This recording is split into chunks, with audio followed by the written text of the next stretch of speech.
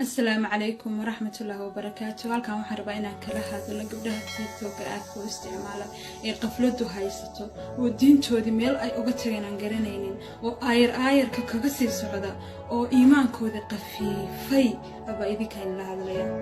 quruxda lagu sheegay ma ahan hadba jirkaaga meesha aad quruxsantahay intaad soo qaawis inaad TikTok soo dhigto sharafta kuugu jirta adiga ma ka fikirtay maxay tahay sharafta kuugu jirta inta is soo qaawis inaad TikTok waxaan adduun barna waa aakhiro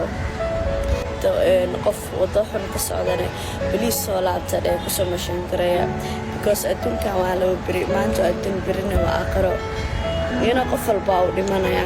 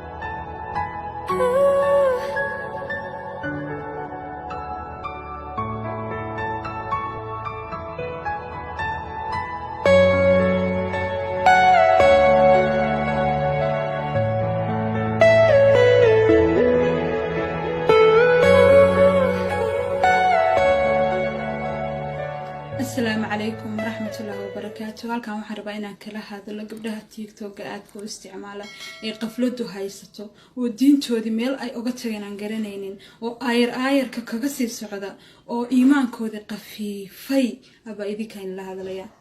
quruxda lagu sheegay ma ahan hadba jirkaaga meesha aad quruxsantahay intaad soo qaawis inaad TikTok soo dhigto sharafta kuugu jirta adiga ma ka fikirtay maxay tahay sharafta kuugu jirta inta is soo qaawis inaad TikTok soo dhigto